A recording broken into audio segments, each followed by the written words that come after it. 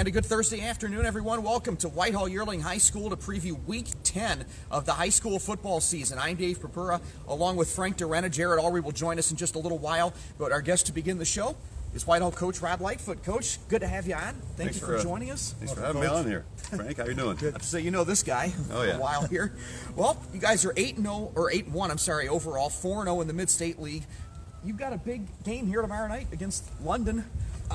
What is it? 8 wins in a row, I think. What's been the big key for you guys to get on a nice run again here and be in playoff position again here? Well, in week 1 with Whitehall Central, we had some opportunities. It was our only loss inside the red zone 4 times and not scoring. Kind of put us behind the 8 ball in that game, but we responded well. Our kids responded to the challenge for the following 8 weeks, and we came out on the plus end each week. But we've had some struggles throughout the season. We're dealing with penalties, some red zone issues that I think we've gotten resolved here in the last 3 or 4 games, and so we're pretty optimistic about tomorrow night. Okay. And there's a lot of things on the line tomorrow night. League title, that comes first, right? In your Absolutely. Because nothing's going to happen. Week 11 doesn't happen unless we take care of the regular season. We told the kids starting in July that we have to we got to win out to have a chance. So we're in a position where we win, we're in, win the league, and they're aware of that, and they've been looking forward to this game since probably week 2. So not that they look ahead, but I think that was part of the issue we were battling. They're looking down the road instead of focusing on week to week. But they overcame each of those challenges each week, and despite their lack of focus at times, but we're still elevating our game each week despite some of our shortcomings. So. Well, having been to the playoffs recently, like you have been, how much does that help the guys focus? I mean, when you've got one task that you can't worry about the next one until you get one taken care of, is there something to that, having been in this position before? Yeah, that's been our primary focus. One of them is that in their goals, they want to get to week. If we are lucky enough to get in the playoffs, to get past that first game, and because we've been one and done for the last 2 years, and these seniors they want to go, get to week 12, if they can. Sure. But so it's hand in hand. It goes with our executing, limiting our penalties, limiting our mistakes with the ball, and controlling the ball when we have the ball offensively. Defensive, that's been the backbone of our team for the last couple of years. Our defense keeps us in games and helps us get out of bad situations. So as an offense, we need to take advantage of that and capitalize on what the defense gives us. And tomorrow night you're facing a running back who's probably one of the best in the state. I mean, do you do anything special to get ready for him? Or? We talked about this, last night with Keon and Isaiah, our guys that anchor the middle of our defense, and they're excited with the opportunity to face such a tremendous back with Price. They're both downhill linebackers, and they really trust the guys in front of them that are D-line of keeping those lanes open for them. And I know that Isaiah and Keon, they trust the back end of our defense with our secondaries. They've got a mixture of young guys and veterans back there, so. They're pretty comfortable with where we're at, and because they understand our scheme, understand we're going to get after people, and that's Keon and Isaiah's mentality. So, all right, Coach. Well, hey, thank you for stopping out. Sure. Appreciate it. Thank you. All right, Frank. Good luck tomorrow, Coach. Thanks. Appreciate it. Rams coach Rod Lightfoot joining us. Jarrod Ulrey is going to step in here as well. Whitehall is right in the thick of that picture in Division II, Region 7. I mean, I don't think we mentioned that straight out while he was here. But, he mentioned if we're lucky enough to get there, well, there's a reason he said that, is because there are a lot of teams fighting for a couple of spots in a very crowded region there. He thought since week 2 or week 3 with that schedule and the region he had to win out, and it turns out he might be right. Back in week 2 he was talking about winning out, and it seems like this game has meant a lot for the last couple of years. It's going to mean a lot tomorrow night, too. So many good teams in this region. When you look at Walnut Ridge, which is, I believe, they're sitting at 9th right now, and I know you follow Canal Winchester really closely. I think they're what? They're 10th. They're 10th. So, quite a battle. Also, one thing that was really kind of interesting is you've got Raymel Bird, obviously a great player, could be one of the candidates for maybe like District Player of the Year in Division II this year, and you've got KJ Price, probably a strong candidate to be Division IV District Player of the Year. So, got a couple real special players here that we get to see tomorrow night. Whitehall's beaten London the past couple of years. Is that correct? And Price had good games, but they managed to pull out the win, though. London's offensive line is so good. Yeah. And that's a big part of the reason. They're big. They've got and they've been pretty good the last couple of years, and that's why they've been able to run the ball so well. They've sealed a playoff spot, but I'm sure they want that league title outright, though. Yeah, absolutely. And this is just a competitive league. I mean, that these two are in, and just competitive like this region. And just looking at a couple other teams there, Walnut Ridge, and I know we're going to talk about a few of these games. Walnut Ridge has Independence tomorrow. Big Walnut is at Canal Winchester, and obviously those are win and then hope you get some help. And we're going to talk about those a little later on here. But it's got to be a tough situation when, you have to take care of your business first and foremost, but that doesn't necessarily assure you what you really want. No, it doesn't. Yeah, there's A few of the coaches I talked to this week say they can't worry about what other teams do. They just have to worry about themselves and get their team prepared. Like a couple of games we'll talk about later. A few of those coaches have told me that this week. I always find it fascinating when we get into week 10 here because there'll be some game between, it might seem really obscure, between a couple teams that are like 3 and 6 from Northeast Ohio playing against each other that dictates who ends up making the playoffs down here. It happens every year. Well, I can speak in Canal Winchester's case that the game between Olentangy Berlin and Thomas Worthington is huge. And Thomas has won, 2 games? Berlin has won 1 game. Yeah. I mean, and the outcome of that game could be huge in determining their fortunes. So just one of those things. Speaking of huge, you are going to be heading later tonight, a little southeast of us, to Lancaster. 9th-ranked Reynoldsburg is at 8-1. They're going to try and earn a share of the OCC Ohio title when they take on 6-3 Lancaster, which needs a win to get the outright OCC Ohio title. They also need a win to get into the playoffs. Yeah. They're sitting at 9th in that region, in Region 3. Reynoldsburg is comfortably in. They're first in Region 2 right now. Right, correct. And Reynoldsburg has not won a league championship since 1993. Kind of crazy. I mean, that's a long time. And that's a lot of years of struggling, especially before Buddy White got there and the early 2000s after Tony Puch-Terry was no longer the coach. I mean, they just years and years of 3 and 7s and 4 and 6s. I mean, just a lot of those type of seasons, and it's just been a great story. Is that the Kerry Hodakefek era at Reynoldsburg? I mean, that was around then, I'm guessing, roughly. For a couple of years. Yeah. That shows you it's been a long time ago. Yeah, it's been a long time. Imagine if Lancaster sneaks in there and at number 8 or number 7, that's going to be a tough first-round match for that's whoever. That's dangerous. Yeah. For 1 or 2. Davidson and Lancaster, that game's going to be over in like 8:30. 8:30, yeah. I mean, that might be like the best 8-1 matchup. That'd be a great matchup. Arguably made in the state. I'm sure Coach White won't look forward to that matchup. No. I mean, Lancaster's always well coached. Because Rob Carpenter, I think he might be the dean of Central Ohio coaches at one spot, I believe. Right about 20, 21 seasons. But they're a little bit better than they've been the last few years too, because they've kind of added some new elements to their team. They've got a great running back, but they've also got a quarterback who's capable of throwing. They don't throw it every play, but they've shown that they've got an ability to throw it some.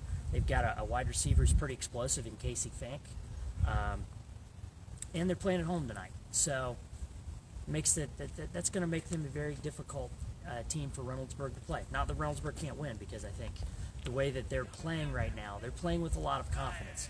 You beat Pickerington North and Pickerington Central. I mean, it's the first time they've ever done that. Yeah. And I know that makes them feel very good right now about themselves. 7 o'clock tonight, Jarrod will have updates all week long at Ulrey This Week. I hope I'm not getting it backwards. That's right. Okay. Mine's the one that's, you guys are all like, This Week Dave, This Week Frank. Mine's Ulrey This Week. So. Okay. Follow him tonight for updates from Fulton Field. One of the teams that you cover, Dublin Scioto, is in a big-time game tomorrow night at Hilliard Derby. Scioto's 9th in Region 8, which it comprises some of this area. We talked about Division 2, Region 7. Well, the other teams go into Region 8, the ones that aren't in Region 7. And then they're taking on Derby, that's 8th in Region 3. This is a big-time one. It kind of, not necessarily a contrast of styles, but it's going to be interesting to see high-scoring or low-scoring, or the defense is going to win out tomorrow. Yeah, I know Coach Johnson, I mean, every year it seems like this Derby-Scioto matchup has ended the season for the last few years. And Coach Johnson knows what kind of defense is facing in Derby. Hopefully his offense is ready for the challenge. Derby's had their number the last few years, if I'm not mistaken. Yes, right. Not that means anything tonight, because this is one of Scioto's better teams in the last couple of years, I think. Mm-hmm. And again, he's one of the coaches who said that he can't worry about what other teams do. They have to worry about Derby. Mm-hmm. And that's a region as well. Like you said, Scioto's, and that's a lot of Cincinnati and Dayton area teams. I think Winton Woods is in that region, so it's really good. Olentangy dropped into that region, and they're still mathematically alive, but they need some things to help them there. A game that I will be covering tomorrow night is 8th-ranked Dublin Kaufman at home against Upper Arlington. Golden Bears are 8th in Region 2 at the moment. They need a win to get in. It's possible that they could lose and still get in, but they need a win to do that. Kaufman, I believe, is the 2nd seed right now in Region 2. This is a great rivalry. The last 5 games have been decided by an average of less than 5 points. I'm looking forward to covering this game. You don't necessarily think about that because, I mean, Upper Arlington has had some of these 6 and 4-ish type of seasons the last few years. But, yeah, I think that's you can kind of throw out the records. I know it's kind of a cliche, but you can throw them out in this game, I think. But if they get in, they could potentially have a rematch of their season opener and going to Reynoldsburg. It would be on Reynoldsburg's turf this time, no pun intended. But I think that could be interesting, too. I mean, that's how UA started their schedule, and they lost by only 3 points in that game. And it came down to a last-second interception. That's a great region, too. It is, and it's just fascinating. Both of them are. It is. I mean, it's just both of them are competitive. I think Region 3 you could probably say has some of the better D1 teams, but it doesn't mean it's any less compelling than Region 2 is. Absolutely. Pickerington North and Gahanna tomorrow night. OCC Ohio action up the road at Gahanna. There you have 2 5 and 4 teams, but they're in different situations. Gahanna's in Region 2. Pickerington North needs to, yet again, like some other teams, win and get some help. I mean, Gahanna's not necessarily in if they lose, but okay. It looks good. I mean, it looks very likely that they're still going to get in because they've beaten some pretty good teams. I mean, you look at it. I mean, they beat New Albany, and they're probably going to finish 6 and 7 and 3. And then, of course, they got the win over Reynoldsburg, and they're going to be 8 and 2 or 9 and 1. So Beat Westville Central too. They beat Westville Central, another good team. It's got a real good chance of making it. Pick North is a team that's 5 and 4, and they've just gone through some really tough losses. I mean, they're very good. I think they're a very good team, really. They're a pretty good 5 and 4. I mean, they beat Old Angie Liberty. They beat Old Angie Liberty. They beat some good teams. I mean, their losses: Kaufman, Pickerington Central, Lancaster. I mean, that's pretty good. And Reynoldsburg. And Reynoldsburg. I mean, you can't. That's tough. And most to of them were by shake a 2 stick. points. Like Kaufman was 2 points. Uh-huh. I mean, Reynoldsburg, they had a great chance to win that game up until the last few minutes. Pickerington North has got to. They've had some kind of a problem lately where they're committing too many turnovers, and they really need to fix that tomorrow night. And you've got Mike Lowry going against his former team, so that's kind of interesting. I mean, they're all kind of saying that that's not the number one focus, and it can't be because there's too much on the line. But still, I mean, these guys know each other well. Sure. And there's a coordinator as well that went from Gahanna right. to Pickerington North, I believe, as well. A team with which you are familiar, Academy, is at Grandview tomorrow night. Academy's had some nice, I don't want to say luck, but they've had some nice results in this series the past couple of years. Plus, the last couple of weeks they're starting to play much better, gearing up for what they hope is a postseason run. And this is one of those rivals in the MSL Ohio that they look forward to every year. And like I said, they've had some good luck in the last couple of years. 4-1 in this series since they've been in the same league, the Mid-State League Ohio division, just like these teams are. Back in 2013, Gahanna's one of those other teams, Grandview Heights is another one of those teams that needs to win tomorrow. Yeah, they do. I mean, they're 7 and 2, and they've gotten some quality wins. I mean, I think they've proven that they're a playoff caliber team. So, one thing I noticed about Academy is that 3 of their losses, I believe, are to teams that are combined like 27 and 1 or something. I mean, they have the loss to Reedy, which Reedy's only 3 and 6, but I'd contend that they're actually not that bad a team. So, yeah, looks like a great matchup on paper. They played a challenging schedule on purpose to get ready for late in the season and hopefully a playoff run. Grandview Heights' only losses are to the 2 teams that will take the field here tomorrow night in Whitehall and London. DeSales and Watterson, one of the fun rivalries in this area, of many fun rivalries, but this is an age-old one. Stack Gerfin's covering the game. You preview the game because you cover both teams. Right. DeSales, as we talked about last week, I mean, they need to win to get in themselves. They're at 5 and 4. Both these teams have been banged up in different areas throughout the year. Well, they both lost their quarterbacks. And Watterson's quarterback is Jacob Hoying. He's the son of former Ohio State quarterback Bobby Hoying. And he got hurt about 3 or 4 weeks ago, and he looked really good. And actually, so did DeSales quarterback Reno Godfrey. So those guys are gone, but let's talk about what they have. Watterson has been able to become a much improved team this year. I mean, they're either going to go 4 and 6 or 5 and 5, and that's a big step up from last year because they're still playing a really tough schedule. I mean, they're still having to play like teams like Jerome, which are Division I teams, and I mean they beat Orange, which is probably going to very possibly could make the playoffs in Region 2. And DeSales is kind of navigating the way that they have to. I mean, they had to put Joey Velasquez a quarterback, and they figured, no, let's give the ball to our best player as often as we can, and let's let him make some stuff happen. And he does. He does. And, I mean, as far as this rivalry is concerned, I think up until last year I'd been to about 23 of them in a row or something. Like, I went to all the playoff games whenever they played each other and everything. I mean, it's still a great rivalry, and I think that as Watterson continues to get better, that this rivalry is it's kind of reviving itself a little bit this year. I mean, last year was not, the game wasn't close at all, but I expect it to be an entertaining game. I think some of the Rams are taking the field behind us, is what we're hearing here. 11-3 DeSales is, I believe, under Ryan Wiggins against those Watterson Eagles. I saw that in your preview. Delaware and Bradley tomorrow night. Bradley comes in at 8-1. They're going to try to clinch their second consecutive OCC Cardinal title, or second consecutive outright OCC Cardinal title. It'll be 3 in a row overall. Delaware is in Region 2, and they're in that group right behind the top 8. They would be looking for UA to lose to Kaufman. That'd be a great win if they could beat Bradley. Yes, it would. That would give them a lot of points there. It really would. I mean, it would be their second playoff appearance. The other one was in 2008. And what a nice achievement that would be in Scott Wetzel's second year for them to make it in. Win or lose, though, it's been a First great year. season. Win or lose, it's been a great season for Delaware. I mean, even 6-4 is still it's a great improvement for them. I mean, they're 3 points away from beating Darby last week. They would have won that game. And this is Scott Wetzel's first year at Delaware, if you didn't hear me correct myself a second ago, just to make sure. Some other games we want to mention. Worthington Christian is at 6-3. They are 9th down in Region 23, and they will take on a Bern Union team that is 7-2, and they are 6th in Region 27. You cover Worthington Christian. Any thoughts there? Just a quick word about that. Worthington Christian's never been in this position before where they're actually contending for a playoff spot. So it's really exciting for that community out there. And Bern Union is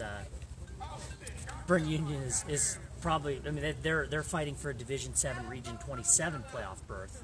So, I mean, this has got the potential to be a real solid game. Worthington Christian lost to Harvest Prep by 4 points this year, too. Yeah, and that's a very good Harvest Prep team. I think is first in their region.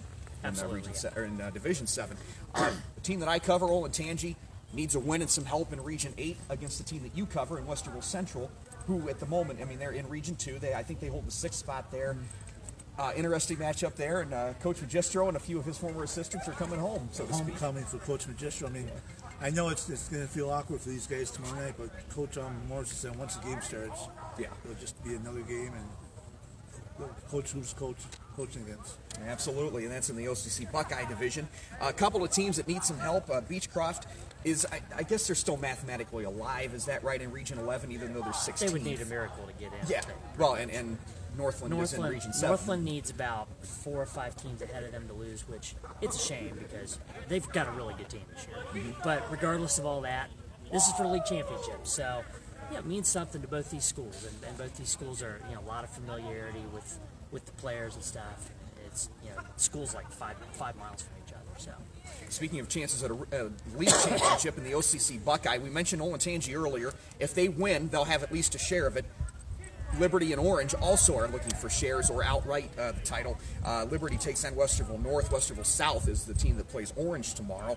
Walnut Ridge and Independence, an 8-1 and a 5-4. We alluded to the Scots earlier needing to win to cement their spot in Region 7, taking on the 76ers.